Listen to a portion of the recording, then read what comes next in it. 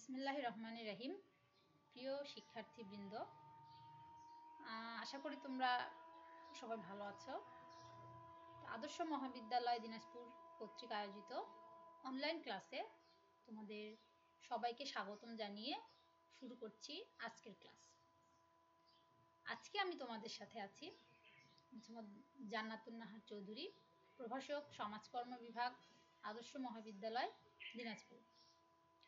তো আজকের ক্লাসটি কিন্তু মূলত তৃতীয় বর্ষের শিক্ষার্থীদের জন্য তৈরি করা হয়েছে।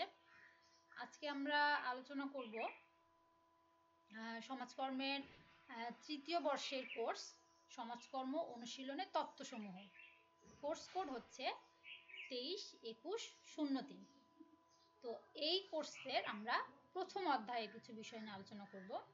প্রথম অধ্যায়ের নাম হচ্ছে সমাজকর্ম তত্ত্বের বিকাশ। ঠিক আছে, এই তত্ত্বের কিছু বিষয় নিয়ে আমরা আলোচনা করব। তো প্রথম অধ্যায়ে আছে হচ্ছে কি তত্ত্বের বিকাশ। তাহলে অবশ্যই আমাদেরকে তত্ত্ব সম্পর্কে আগে জানতে হবে তত্ত্বটা কি। যেহেতু আমাদের কোর্সের নামই কিন্তু সমাজকর্মের অনুশীলনের তত্ত্বসমূহ, তাই তো? তাহলে তত্ত্ব সম্পর্কে আমাদেরকে জানা দরকার। তো তত্ত্ব হচ্ছে মূলত যে একটা প্রতিষ্ঠিত একটা সত্য, ঠিক আছে, মানে একটা একটা ধারণা, যে ধারণা এর আগে বহুবার সংঘটিত হয়েছে, হ্যাঁ, বহুবার পর্যবেক্ষণ করা হয়েছে, করার ফলে যে ফলাফল একটা ফাইনালি আমরা বহুবার পর্যবেক্ষণ করার পর ফাইনালি যখন আমরা একটা ফলাফল দাঁড় করাতে পেরেছি, সেটা হচ্ছে তত্ত্ব। ঠিক আছে, মানে এটা একটা প্রতিষ্ঠিত, এটা মানে যখন আমরা যে কোনো কথাই কিন্তু তত্ত্ব হতে পারে না, সেটা অবশ্যই প্রতিষ্ঠিত হতে হবে, তখনই সেটা একটা তত্ত্বতে পরিণত হবে। এখানে বলা হয়েছে যে কোনো বিষয় বা ঘটনা পর্যবেক্ষণকৃত ও প্রতিষ্ঠিত এমন সত্যকেই তত্ত্ব বলে। অর্থাৎ তত্ত্ব কি? যে তত্ত্ব হচ্ছে কোনো ধারণা সম্পর্কে একটি সাধারণ একটি বিবৃতি। ঠিক আছে, তত্ত্ব হচ্ছে বৈজ্ঞানিক পদ্ধতির, কিন্তু এটা কিন্তু বৈজ্ঞানিক পদ্ধতির একটি চালিকা শক্তি, মনে থাকবে। অর্থাৎ তত্ত্বের মাধ্যমে মানুষের চিন্তায় আসা বিভিন্ন প্রশ্নের উত্তর পাওয়া যায়। যখন আমাদের মাথায় বিভিন্ন ধরনের প্রশ্ন ঘুরপাক খায় যে এটা কোথা থেকে আসলো, এটা কিভাবে হলো, তখন আমরা সেই বিষয় সম্পর্কে যখন পর্যবেক্ষণ করতে থাকব, পর্যবেক্ষণ করার ফলে যখন আমরা একটা প্রতিষ্ঠিত একটা সত্য দাঁড় করাতে পারবো, তখনই কিন্তু সেটা তত্ত্বতে পরিণত হয়ে যাবে। তাহলে আমরা তত্ত্ব সম্পর্কে জানতে পারলাম। তাহলে তত্ত্বের একটি সংজ্ঞা আমরা তোমাদেরকে জানাতে পারি যে B.R. বাজেস্কি তত্ত্ব সম্পর্কে যে সংজ্ঞাটি দিয়েছেন, সেটি হচ্ছে যে একটি বিরাট সংখ্যক ঘটনা বা নিরীক্ষণকে বিবেচনার জন্য সংঘটিত পরস্পর ক্রিয়াশীল, সম্পর্কযুক্ত অথবা স্বতন্ত্র নীতির সমষ্টি হচ্ছে তত্ত্ব। ঠিক আছে, তাহলে তত্ত্ব সম্পর্কে আমরা মোটামুটি একটু হলেও জানতে পারলাম। তো তত্ত্বের এই যে তত্ত্বগুলো রয়েছে, এই সমাজকর্ম অনুশীলনে কিন্তু আমরা এই তত্ত্বগুলো কিন্তু বহুবার ব্যবহার করে থাকি। ঠিক আছে, এই সমাজকর্ম অনুশীলনের ক্ষেত্রে বেশ কিছু তত্ত্ব রয়েছে, যেগুলো হচ্ছে যেমন অনুশীলন তত্ত্ব বা প্র্যাকটিস থিওরি, তারপর আসছে মনোসমীক্ষণ তত্ত্ব বা সাইকো অ্যানালাইটিক থিওরি, এরপর আসবে ব্যবস্থা তত্ত্ব, হচ্ছে সিস্টেম থিওরি, তারপর ভূমিকা তত্ত্ব, হচ্ছে রোল থিওরি, এরপর আসছে সংকট তত্ত্ব বা ক্রাইসিস থিওরি, যোগাযোগ তত্ত্ব, কমিউনিকেশন থিওরি, তারপরে আছে মনোসামাজিক তত্ত্ব বা সাইকোসোশ্যাল থিওরি, যেটাকে আমরা বলি ব্যক্তি স্বাতন্ত্র্যবাদ তত্ত্ব বা ইন্ডিভিজুয়াল থিওরি। তোমাদেরকে কিন্তু অবশ্যই ইংলিশ টার্মসগুলো কিন্তু তোমাদেরকে জানতে হবে। ঠিক আছে, পরীক্ষা অনেক সময় এই মানে কোশ্চিনের কিন্তু ইংলিশ টার্ম নিয়েও অনেক সময় কোশ্চিন আসে, ওসব এগুলো তোমাদেরকে জানা দরকার। এবং ভাইভাতেও কিন্তু অনেক সময় ইংলিশে তোমাদেরকে জিজ্ঞেস করতে পারে। তোমরা বাংলাটা জানো, কিন্তু অনেক সময় হয়তো এর ইংলিশটা জানো না, সেই জন্য তোমাদেরকে পাশাপাশি ইংলিশটাও জেনে রাখতে হবে। এরপরে আরও দুটো থিওরি রয়েছে, যেমন সমাজতন্ত্রবাদ তত্ত্ব রয়েছে, যেটা হচ্ছে সোশ্যালিজম থিওরি, আর একটা রয়েছে শিক্ষণ তত্ত্ব বা লার্নিং থিওরি। ঠিক আছে, তো সমাজকর্ম অনুশীলনের ক্ষেত্রে আমরা এই তত্ত্বগুলোর ব্যবহার সচরাচর লক্ষ্য করে থাকি। তো আমরা আজকে কি পড়ব? ভূমিকা তত্ত্ব। ঠিক আছে, আজকে আমরা ভূমিকা তত্ত্ব নিয়ে আলোচনা করব। ভূমিকা তত্ত্বটা মূলত কি? ভূমিকা, ভূমিকা বলতে আমরা কি বোঝাচ্ছি, যে যার যার অবস্থান থেকে তার তার দায়িত্বগুলো সঠিকভাবে পালন করে কিনা, তার সঠিকভাবে তার দায়িত্ব পালন, এটাই হচ্ছে মেইনলি কিন্তু ভূমিকা। ঠিক আছে, এখানে হচ্ছে একটা মানুষের আদর্শ, বিশ্বাস, আচরণ, অধিকার, এই যে বিষয়গুলো আছে এগুলোর সাথে সম্পর্কিত যে মানব কর্মকাণ্ডগুলো পরিচালিত হয় সেটাই হচ্ছে মূলত ভূমিকা। ঠিক আছে, অর্থাৎ মানুষের সামাজিক অবস্থান ও পদমর্যাদা অনুযায়ী কর্ম সম্পাদনকেই ভূমিকা বলা হয়ে থাকে। যেমন উদাহরণ হিসেবে আমরা বলতে পারি যে পুলিশের কথা বলতে পারি, যে হ্যাঁ, প্রত্যেকটি পুলিশ যদি ঠিকমতো তার ভূমিকাগুলো পালন করে থাকে, তার কার্যক্রমগুলো ঠিকমতো যদি সে করে থাকে, তাহলে কিন্তু কোনো সমস্যা তৈরি হয় না।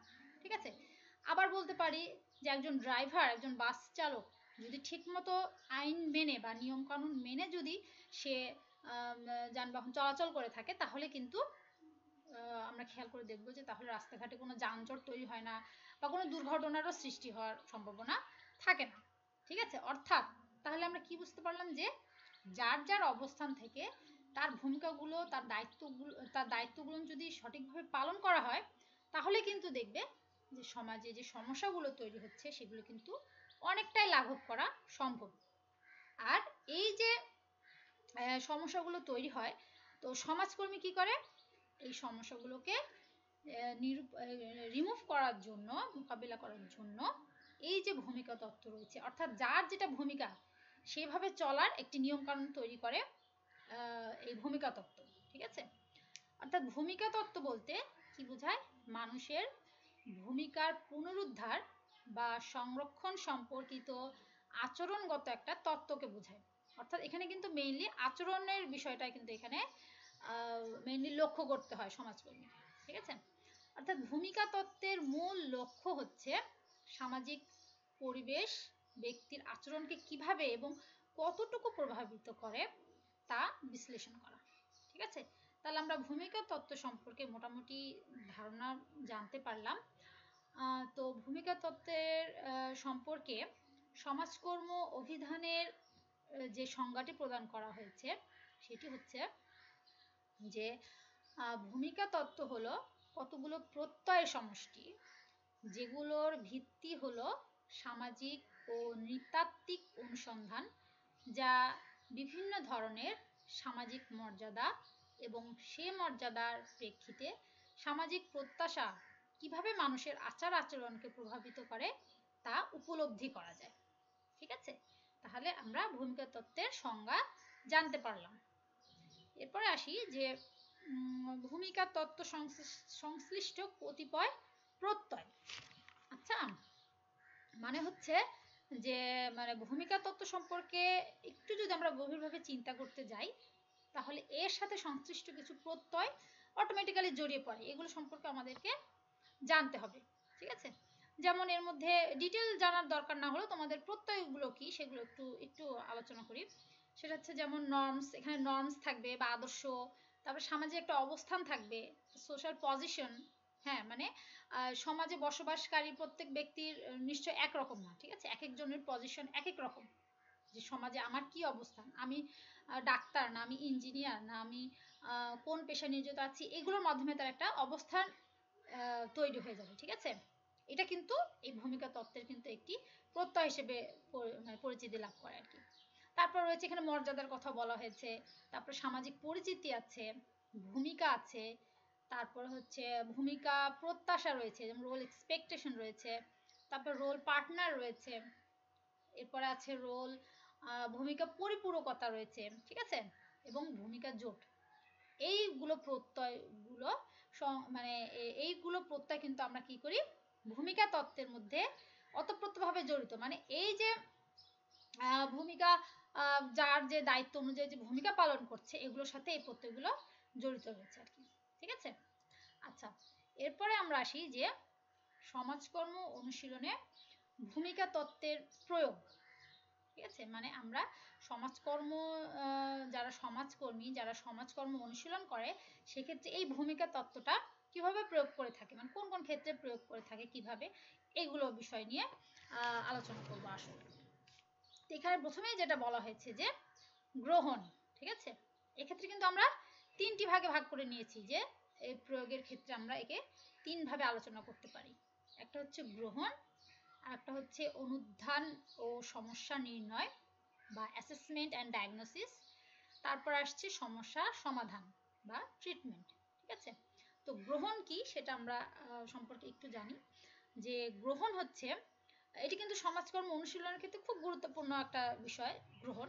কারণ প্রথমেই যে কোনো সমস্যা সমাধানের ক্ষেত্রে প্রথমেই কিন্তু এই বিষয়টি চলে আসে যে একজন সমাজকর্মী একজন সাহায্যার্থীকে কিভাবে গ্রহণ করবে, ঠিক আছে। সেজন্য এটা প্রথমেই এটা বলা হয়েছে যে একজন সাহায্যার্থী ব্যক্তি যিনি সমাধান প্রত্যাশী, ঠিক আছে, যার সমস্যা নিয়ে সমাজকর্মীর নিকট যাবে, তখন সমাজকর্মী কি করবে, তাকে সাদরে গ্রহণ করবে। হ্যাঁ, তো এই জন্য কি করবে, সাহায্যার্থী সমাজকর্মীকে সহজভাবে যদি গ্রহণ না করতে পারে, তাহলে কিন্তু বিভিন্ন ধরনের সমস্যা তৈরি হয়। তার আর সমস্যা সম্পর্কে বিস্তারিতভাবে আমি যদি না জানতে পারি, তাহলে আমার একটা কাঙ্ক্ষিত সমাধান আমি লাভ করতে পারবো না, ঠিক আছে।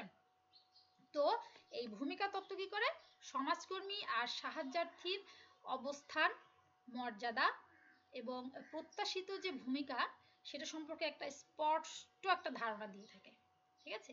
এতে করে কি হয়, উভয়ের মধ্যে একটা উভয়ের যে ভূমিকা রয়েছে, মানে একটা সাহায্যার্থীরও কিন্তু একটা ভূমিকা রয়েছে, সমাজকর্মীরও কিন্তু নিজস্ব একটা ভূমিকা রয়েছে। তো এর মাধ্যমে কি হয়, দুজনে কিন্তু দুজনের ভূমিকা সম্পর্কে অবগত হয়। অবগত হওয়ার ফলে যার যার দায়িত্ব সম্পর্কে সচেতন হয়ে সে অনুযায়ী কার্যক্রম পরিচালনা করতে পারে। এর ফলে কি হয়, একজনের প্রতি আরেকজনের একটা আস্থা তৈরি হয়, ঠিক আছে, একটা বিশ্বাস তৈরি হয় এবং সমস্যা সমাধান প্রক্রিয়া সহজতর হয়ে যায়। তাহলে আমরা গ্রহণ সম্পর্কে জানলাম। এরপর আসি কি, অনুধান ও সমস্যা নির্ণয়, ঠিক আছে। তো অনুধান ও সমস্যা নির্ণয় হচ্ছে যে কোনো সমস্যা সমাধানের ক্ষেত্রে কিন্তু প্রথমে আমাদেরকে সমস্যা নিয়ে অনুধান করতে হয়, মানে সমস্যাটা আসলে কিভাবে উদ্ভূত হলো, কোথা থেকে আসলো, এগুলো সম্পর্কে জানা দরকার, এই সম্পর্কে ডিটেল একটা জানা দরকার। তো এই জন্য কি করে, এই ভূমিকা কিন্তু এর পিছনে কিন্তু ভূমিকা তত্ত্ব কাজ করে থাকে। সেটা কিভাবে দেখি, যে অনুধানের ক্ষেত্রে ভূমিকা তত্ত্ব যেসব বিষয়ের প্রতি গুরুত্ব দিয়ে থাকে সেই বিষয়গুলো হলো, যেমন হচ্ছে ব্যক্তির ভূমিকা পালনের ক্ষেত্রে কি কি সমস্যা সৃষ্টি হচ্ছে, হ্যাঁ, কি কি সমস্যা তৈরি হচ্ছে, কি কি সুযোগ সুবিধা, সুযোগ সুবিধা কতটুকু পাচ্ছে কতটুকু পাচ্ছে না, এবং সেটা কিভাবে সমাধান করা যায় এর ব্যবস্থা করা, এগুলো সব কিন্তু ভূমিকা থিওরির মানে রোল থিওরির মাধ্যমেই করা হয়ে থাকে। তো এই সমস্যা নির্ণয় মানে সমস্যা নির্ণয় বা অনুধান, মানে অনুধান ও সমস্যা নির্ণয়, এই প্রসেসটি কিন্তু আবার 3টি পর্যায়ে করা হয়ে থাকে, ঠিক আছে। পর্যায়গুলো হচ্ছে যে ব্যক্তিগত অনুধান, একটা হচ্ছে ইন্ডিভিজুয়াল অ্যাসেসমেন্ট, তারপর হচ্ছে কাপল অ্যাসেসমেন্ট বা যুগল অনুধান, আর একটা হচ্ছে ফ্যামিলি অ্যাসেসমেন্ট বা পরিবার অনুধান। তো ব্যক্তিগত অনুধান বলতে আমরা মেইনলি বুঝতেছি ব্যক্তিগত, মানে তোমার নিজস্ব একজন ব্যক্তির যে নিজস্ব সমস্যা, তার পার্সোনাল কোনো প্রবলেম, যেমন হতাশা হতে পারে, এরকম, তারপর টেনশন হতে পারে, সে মাদকাসক্ত হতে পারে, অসামাজিক কোনো কার্যকলাপ সে লিপ্ত হতে পারে, এরকম কোনো সমস্যা যা ব্যক্তির ব্যক্তিগত কোনো সমস্যা আর কি। তো এই সমস্যাগুলো ঠিক মতো সমস্যাগুলো সম্পর্কে অবগত হয়ে এই তত্ত্বের মাধ্যমে সমাজকর্মী কি করে, তার সমস্যাগুলো সমাধানে তৎপর হয়ে ওঠে, ঠিক আছে। তারপর আসলে যুগল অনুধান বা কাপল অ্যাসেসমেন্ট। কাপল অ্যাসেসমেন্ট বলতে এখানে বলছে যে একসাথে এখানে দুজনের মানে সমস্যা সমাধানের বিষয়টি আসছে, সমস্যার নির্ণয়ের কথা আসছে। এক্ষেত্রে কাপল অ্যাসেসমেন্ট বলতে স্বামী স্ত্রীর কথা যদি আমরা বলি, যে স্বামী স্ত্রীর একত্রে চলাফেরার ক্ষেত্রে বিভিন্ন ধরনের সমস্যা তৈরি হতে পারে। তো এই সমস্যাগুলো নির্ণয় এবং তাদের সচেতন করে তোলার ক্ষেত্রে কিন্তু সমাজকর্মী কি করে, এই ভূমিকা তত্ত্বের প্রয়োগ করে থাকে। তারপরে কি আসছে, যে ফ্যামিলি অ্যাসেসমেন্ট বা পরিবার অনুধান। পরিবার অনুধান বলা হচ্ছে যে এখানে পরিবারে কিন্তু একাধিক লোকের বসবাস, ঠিক আছে, আমরা বাবা মা ভাই বোন চাচা চাচি সবাই মিলে একটা পরিবারে আমরা বসবাস করি। তো এখানে একাধিক লোকের ভূমিকাও কিন্তু একাধিক রকম, ঠিক আছে, এক একজনের ভূমিকা বা এক একজনের দায়িত্ব কিন্তু এক এক রকম। তো একটি সংসারে থেকে, একটি পরিবারে থেকে যখন সবাই দায়িত্বগুলো সম্পর্কে সচেতন না হয়ে তাদের কাজগুলো পরিচালনা করে থাকে, তখনই কিন্তু সেই পরিবারে কিন্তু সমস্যা তৈরি হতে পারে। তো এক্ষেত্রে সমাজকর্মী কি করে, এই সমস্যাগুলো মানে পরিবারের বিভিন্ন ব্যক্তিগুলো যে দায়িত্ব পালন না করার ফলে যে সমস্যাগুলো তৈরি হচ্ছে, এগুলো সম্পর্কে মানে পরিবারের সদস্যদেরকে অবগত করে থাকে। এটা কিন্তু এই ভূমিকা তত্ত্বের মাধ্যমেই করে থাকে আর কি। তো এরপর আসি আমরা সমস্যার সমাধানের যে ট্রিটমেন্ট আসলে কি, ঠিক আছে, ভূমিকা তত্ত্বের প্রয়োগের ট্রিটমেন্ট, সমস্যার সমাধান। তো এখানেও কিন্তু আমরা 3টি পর্যায়ে কিন্তু এটা আলোচনা করে থাকব, যে প্রথমে ব্যক্তিগত সমাধান, তারপরে হচ্ছে দলীয় সমাধান, তারপর হচ্ছে পারিবারিক সমাধান। ব্যক্তিগত সমাধান বা ইন্ডিভিজুয়াল ট্রিটমেন্টটা কিভাবে করব, যে এখানে ব্যক্তিগত সমস্যা, এটা ব্যক্তিগত পর্যায়ে কিন্তু তাকে সমাধানটা দিতে হয়, ঠিক আছে, এখানে ব্যক্তি নিয়ে যে একাই কিন্তু তাকে সমাধানটা দিতে হবে। তো এক্ষেত্রে ব্যক্তিগত অসঙ্গতি যদি লক্ষ্য করা যায়, বেশি ব্যক্তিগত অসঙ্গতি লক্ষ্য করা গেলে বা ব্যক্তির ভূমিকার কোনো ত্রুটি যদি লক্ষ্য করা যায়, সেক্ষেত্রে সমাজকর্মী কী করবে, সেটা তাকে ধরিয়ে দেবে। তোমার এই ত্রুটিগুলো দেখা গেছে বা তোমার এই ভুলগুলো তাকে ধরিয়ে দেওয়ার মাধ্যমে তাকে সমাধানে উদ্বুদ্ধ করবে, ঠিক আছে। এটা হচ্ছে এই রোল থিওরির মাধ্যমে এটা সমাজকর্মী করে থাকবে আর কি। এরপর আসি দলীয় সমাধান, যেটা গ্রুপ ট্রিটমেন্ট আর কি। সেটা হচ্ছে কি, যে সমাজকর্মী দলীয় সদস্যদের সমস্যার সমাধানে এটা প্রচেষ্টা চালাবে। হ্যাঁ, এখানে সদস্যদের আচরণ থাকবে, অক্ষমতা, তারপরে হচ্ছে ভূমিকা পালনের ধরন, এই যে প্রভৃতি বিষয়গুলো, এগুলো পরিমাপ করে ভূমিকা নির্ধারণে সমাজকর্মী কি করে, এই ভূমিকা তত্ত্বটি প্রয়োগ করে থাকে। এছাড়াও দলের সদস্যদের সচেতন করে তোলা, তাদের ভূমিকা পালনে সক্ষম করে তোলা, এগুলো হচ্ছে সমাজকর্মী করে থাকে। তারপরে হচ্ছে পারিবারিক সমাধান, ঠিক আছে, এখানে হচ্ছে পারিবারিক সমাধান বা ফ্যামিলি ট্রিটমেন্ট। এখানে বলা হচ্ছে যে পরিবার ও তার সদস্যদের মধ্যে নানা যে সমস্যাগুলো বিরাজ করবে, সেই সমস্যাগুলো অনুধানের মাধ্যমে কি করবে, একটা সমস্যা সমাধান নির্ণয় করা, ঠিক আছে। সমস্যা তো আমরা আগেই নির্ণয় করেছি, এই সমস্যাটা কিভাবে সমাধান করা যায় সেটা নির্ণয় করা। অর্থাৎ সমাজকর্মী সদস্যদের সমস্যা চিহ্নিত করে তার সমাধানে ভূমিকা পালন করেন। এজন্য কি করতে হয়, সদস্যদের ভূমিকা পালনে উদ্বুদ্ধ করতে হয়, এবং সমাজকর্মী এক্ষেত্রে এই যে রোল থিওরি, এটা কিন্তু ব্যবহার করে থাকে, ঠিক আছে। তাহলে আমরা হচ্ছে সমাজকর্ম অনুশীলনের যে ভূমিকা তত্ত্বের যে প্রয়োগ সম্পর্কে বিস্তারিত জানলাম।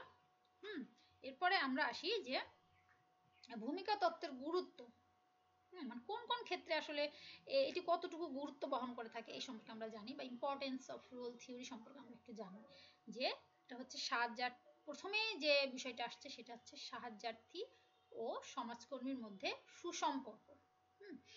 এখানে আমরা প্রথমে কি বুঝলাম, যে সমস্যা সমাধান কিন্তু এককভাবে হয় না, ঠিক আছে। এখানে যেহেতু একজন সাহায্যার্থী ব্যক্তি থাকবে এবং সমাধানের জন্য অবশ্যই সমাজকর্মী থাকবে, তাহলে সাহায্যার্থী ব্যক্তি এবং সমাজকর্মীর মধ্যে যখন একটি সুসম্পর্ক তৈরি হবে, তখনই কিন্তু সমাধান প্রক্রিয়াটা একদম যথাযথ হয়ে থাকবে, ঠিক আছে। তো এক্ষেত্রে ভূমিকা তত্ত্ব গুরুত্বপূর্ণ ভূমিকা পালন করে থাকে। মানে তাদের মধ্যে পারস্পরিক একটা সম্পর্ক তৈরির মাধ্যমে, তাদের মধ্যে ভীতি দূর করার মাধ্যমে, তাদের নিজস্ব দায়িত্বগুলো পালনের মাধ্যমে কিন্তু এই ভূমিকা তত্ত্ব এখানে গুরুত্বপূর্ণ ভূমিকা পালন করে থাকে। এরপর আসছি ভূমিকা পালনে সক্ষম করে তোলা। তো এখানে কি, মানে এই সম্পর্কে আমরা তো আগেই বললাম যে ভূমিকা পালন, যার যার ভূমিকা সে যদি সঠিকভাবে পালন করে, তাহলে কিন্তু সমাজ থেকে যাবতীয় যে সমস্যাগুলো রয়েছে সেগুলো কিন্তু রিমুভ করা সম্ভব, ঠিক আছে। তো এই যে ভূমিকা তত্ত্ব যেটা রয়েছে, ভূমিকা তত্ত্ব মেইনলি কি করে, যে যার যার দায়িত্বগুলো রয়েছে সেগুলো সম্পর্কে তাকে উদ্বুদ্ধ করে, যে হ্যাঁ তোমার এই দায়িত্বগুলো রয়েছে, তোমার এইটুকু দায়িত্ব তোমাকে পালন করতে হবে। এই যে যার যার দায়িত্বগুলো সম্পর্কে তাকে সচেতন করে তোলা, সেগুলো পালনে তাকে উদ্বুদ্ধ করে তোলা, এগুলো কিন্তু এই ভূমিকা তত্ত্বেরই কাজ, ঠিক আছে। অর্থাৎ প্রত্যেকের ভূমিকা পালনের ক্ষেত্রে তাকে সক্ষম করে তোলা, এটা হচ্ছে অন্যতম একটি গুরুত্বের মধ্যে পড়ে। তারপর আসছে কি কল্যাণ নিশ্চিত করা। কল্যাণ নিশ্চিত করা হচ্ছে ভূমিকা তত্ত্বের এটি আরেকটি একটি ইতিবাচক দিক, যে এটি সমাজে বসবাসরত সকল মানুষের কল্যাণ নিশ্চিত করতে চায়। ঠিক আছে, ব্যক্তি যেন নিজ নিজ অবস্থান থেকে দায়িত্ব পালনের মাধ্যমে কল্যাণ করতে পারে তা নিশ্চিত করে এই ভূমিকা তত্ত্ব। ঠিক আছে, এরপর আসি হচ্ছে ইতিবাচক ধারণার বিকাশ। যে ইতিবাচক ধারণা কিন্তু শুধু ব্যক্তি নয়, হ্যাঁ, এটি কিন্তু সমাজের পরিবেশকেও সুন্দর করে তোলে। এর মাধ্যমে সমাজে কি হয়, একটা অনুকূল একটা পরিবেশ তৈরি হয়। ঠিক আছে, সমাজের প্রতিটি মানুষের মানসিকতাকে ইতিবাচক করতে এই যে ভূমিকা তত্ত্ব কিন্তু গুরুত্বপূর্ণ ভূমিকা পালন করে থাকে। তারপর আসি যে ব্যক্তিগত সমস্যা মোকাবিলা। আচ্ছা, তো পরিবারের সদস্যরা তাদের স্ব দায়িত্ব পালনের মাধ্যমে পরিবারকে কি করে, সুন্দর করে তোলে। কিন্তু যখন নিজ নিজ দায়িত্ব পালনে অক্ষম হয় তখনই কিন্তু পরিবারের মধ্যে একটি কি হয়, বিশৃঙ্খলা তৈরি হয়ে যায়। ঠিক আছে, তো এই পরিস্থিতিতে সমাজকর্মীরা কি করে, ভূমিকা তত্ত্বের প্রয়োগ করে ভূমিকা তত্ত্বকে কাজে লাগিয়ে বা ভূমিকা তত্ত্বের সাহায্যে এই পারিবারিক সমস্যাগুলো সমাধান দিয়ে থাকে। ঠিক আছে, তারপরে আসছে হচ্ছে ব্যক্তিকে দায়িত্ব সচেতন করা। ঠিক আছে, এটা হচ্ছে সমাজের প্রতিটি ব্যক্তিরই মানে সামাজিক যেহেতু অধিকার, আমরা যেহেতু সমাজে বসবাস করি এবং সমাজে যেহেতু কিছু অধিকার ভোগ করে থাকি, তো আমাদেরও অবশ্যই দায়িত্ব সমাজেরও সমাজের প্রতি কিছু করা। ঠিক আছে, মানে সমাজের প্রতি কিছু দায়িত্ব পালন করা বা কিছু কর্তব্য পালন করা। ঠিক আছে, তো এর দায়িত্ব অর্পিত এবং অর্জিত এই দুভাবেই কিন্তু হয়ে থাকে। ঠিক আছে, তো দায়িত্ব পালনের মাধ্যমে মানুষ কিন্তু ধীরে ধীরে যে যত দায়িত্ব পালন করছে আমরা কিন্তু সবাই তাকে মর্যাদাবান বলে থাকি, যে না সে এতগুলো দায়িত্ব, তার দায়িত্বগুলো সঠিকভাবে পালন করে থাকছে, আমরা কিন্তু একটু হলেও তাকে মর্যাদা দিয়ে থাকি সমাজে। ঠিক আছে, তো মানুষ যেন নিজ যোগ্যতা অনুযায়ী দায়িত্ব পালন করতে পারে, সেক্ষেত্রে ভূমিকা তত্ত্ব কি করে, তাদের প্রত্যেকটি ব্যক্তিকে সচেতন করে তোলে। ঠিক আছে, তারপরে আসি যে সমষ্টিগত সাহায্য। সমষ্টিগত সাহায্যটা কি, যে সমষ্টিগত সাহায্য বলতে সেবাধর্মী একটা সংস্থার মাধ্যমে সমষ্টির সেবা প্রদান করাকে বোঝায়। হ্যাঁ, এখানে কি করবে, সমাজকর্মী ভূমিকা তত্ত্বের সাহায্য নিয়ে সেবামূলক প্রতিষ্ঠান ও সেবা গ্রহীতা যারা আছেন তাদের মাঝে সেবা বিনিময়ে সাহায্য করে থাকে। ঠিক আছে, তো এক্ষেত্রে কি হয়, ভূমিকা তত্ত্বের কিন্তু প্রয়োগ হচ্ছে, এখানে কিন্তু ভূমিকা তত্ত্ব একটা গুরুত্বপূর্ণ অবদান রাখছে সমষ্টিগত সাহায্যের ক্ষেত্রে আর কি। তো এরপরে আসি দলীয় সমস্যার সমাধান। ঠিক আছে, আমরা জানি যে একটি দলে একাধিক লোক থাকতে পারে, একাধিক জনগণ মিলেই তো একটি দল তৈরি হয়।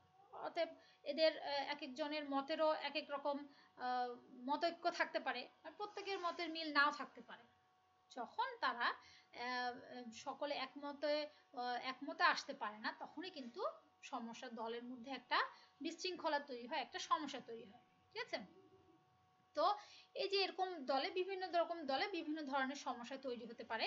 তো এসব সমস্যা যেমন হচ্ছে এই ধরনের সমস্যা দলকে কি করে, তার দায়িত্ব পালন করতে কিন্তু বাধাগ্রস্ত করবে। ঠিক আছে, তো এই অবস্থায় কি করে, ভূমিকা তত্ত্বের জ্ঞানের সাহায্য নিয়ে সমাজকর্মী দলীয় যে সমস্যাগুলো রয়েছে সেগুলো সমাধানে কার্যক্রম পরিচালনা করে থাকে। ঠিক আছে, তো এক্ষেত্রেও কিন্তু ভূমিকা তত্ত্বের গুরুত্ব রয়েছে।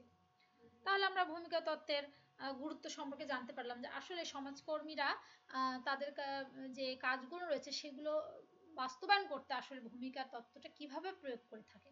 হ্যাঁ, এই সম্পর্কে আমরা জানলাম। তো এরপরে আমরা আসি যে ভূমিকা তত্ত্বের সীমাবদ্ধতা। সামাজিক, যেমন তোমরা জানো যে প্রত্যেকটা বিষয়েরই কিন্তু সেই বিষয়টা যতই আলোচিত হোক না কেন, দেখবা যে প্রত্যেকটি বিষয়েরই কোনো না কোনো সমালোচনা রয়েছে। ঠিক আছে, তো এই ভূমিকা তত্ত্বের ক্ষেত্রেও কিন্তু আমরা একটু সীমাবদ্ধতা লক্ষ্য করে থাকি। যেমন আমরা জানি যে সামাজিক ভূমিকা পালন করা কিন্তু প্রত্যেক মানুষের পক্ষে কিন্তু সম্ভব না, প্রত্যেকেই কিন্তু প্রত্যেকের সামাজিক ভূমিকা ঠিকভাবে পালন করতে পারে না, ঠিক আছে। তো এর জন্য কি হয় যে সমর্থিত যে উদ্যোগ রয়েছে, সহযোগিতা, এগুলোর প্রয়োজন হয়। তো ব্যক্তির নিজের যে বহুমুখী ভূমিকা পালন করে থাকে, এ ধরনের ভূমিকা ব্যক্তিকে কি করে, তার অবস্থান ও মর্যাদা অনুযায়ী কিন্তু এই ভূমিকাগুলো পালন করতে হয়। মানে সে কোন অবস্থানে আছে, তার মর্যাদা কতটুকু, সে অনুযায়ী তার ভূমিকা কিন্তু নির্ধারিত হয়ে থাকে। কিন্তু সবাই কি তার ভূমিকাগুলো পালন করতে পারে, ঠিকমতো দায়িত্বগুলো পালন করতে পারে? নিশ্চয়ই পারে না। কারণ সবাই যদি ঠিকমতো ভূমিকা পালন করতে পারতো, তাহলে কিন্তু এত সমাজে বিশৃঙ্খলা কিন্তু আমরা দেখতে পারতাম না, ঠিক আছে। অর্থাৎ প্রত্যেকের কিন্তু কিছু হলেও সীমাবদ্ধতা রয়েছে। তো এই তত্ত্বেরও যে সীমাবদ্ধতাগুলো রয়েছে, সেগুলো আমরা আসি যে কি কি সীমাবদ্ধতাগুলো আসলে আমরা দেখতে পারি। যে সমাজে যেমন বহুবিধ ভূমিকা থাকায় একাধিক ভূমিকা, হ্যাঁ, একাধিক ভূমিকা যখন থাকে তখন কিন্তু এই ভূমিকা পালনে দ্বন্দ্ব দেখা দিতে পারে। দ্বন্দ্বের ফলে কি হয়, ভূমিকা সম্পর্কে সিদ্ধান্ত নেওয়া কঠিন হয়। এক একজনের মধ্যে এক একজনের ভূমিকা এক এক ধরনের, ঠিক আছে। অর্থাৎ একজনের সাথে আরেকজনের দ্বন্দ্ব লেগে যায়। অর্থাৎ ভূমিকা পালনের ক্ষেত্রেও বা এই ভূমিকা কিভাবে সমাধান করবে যে সমস্যাগুলো, সেগুলো সম্পর্কে কিন্তু সিদ্ধান্ত নেওয়া তাদের পক্ষে কঠিন হয়ে পড়ে। এটা একটা সীমাবদ্ধতা আমরা বলতে পারি।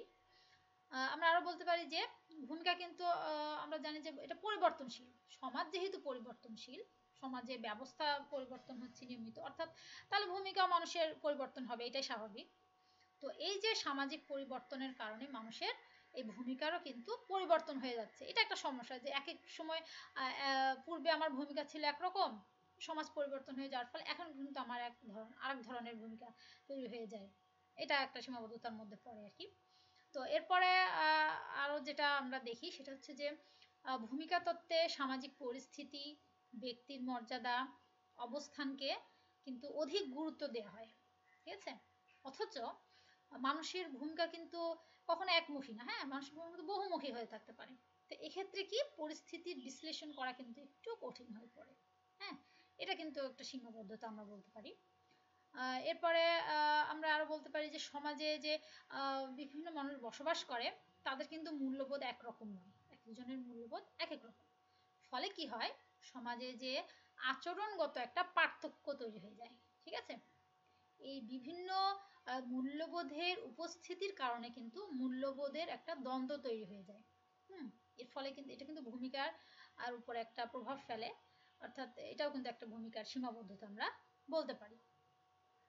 তো যতই সীমাবদ্ধতা থাক না কেন, এটি কিন্তু সমাজকর্ম অনুশীলনে কিন্তু এই ভূমিকা তত্ত্বটি কিন্তু অত্যন্ত গুরুত্বপূর্ণ একটি গুরুত্বপূর্ণ একটি থিওরি আর কি, যেটাকে অনুসরণ করে সমাজকর্মীরা প্রতিনিয়ত তাদের ব্যক্তিগত হোক, পারিবারিক হোক, দলীয় হোক, এই সমস্যাগুলো সমাধান দিয়ে থাকছে, ঠিক আছে। তাহলে আমরা কি বুঝলাম যে আসলে ভূমিকা তত্ত্ব সমাজকর্মের জন্য কতটুকু গুরুত্বপূর্ণ, সীমাবদ্ধতা থাকা সত্ত্বেও এটি আসলে কতটুকু গুরুত্বপূর্ণ সেটা আমরা কিন্তু আলোচনা করেছি পূর্বে, ঠিক আছে। ঠিক আছে, তো আজকে আমাদের আলোচনার বিষয় এইটুকুই। তো পরবর্তী ক্লাসে তোমাদের অন্য কোনো থিওরি বা অন্য কোনো বিষয় নিয়ে আমরা আলোচনায় আসব। তোমরা কিন্তু বাসায় নিয়মিত এগুলো চর্চা করবে, এগুলো অনুশীলন করবে, ভালোভাবে পড়াশোনা করবে এবং ভালো থাকো সবাই। নেক্সট ক্লাসে দেখার জন্য আমন্ত্রণ জানিয়ে আজকে আমি বিদায় নিচ্ছি। আল্লাহ হাফেজ।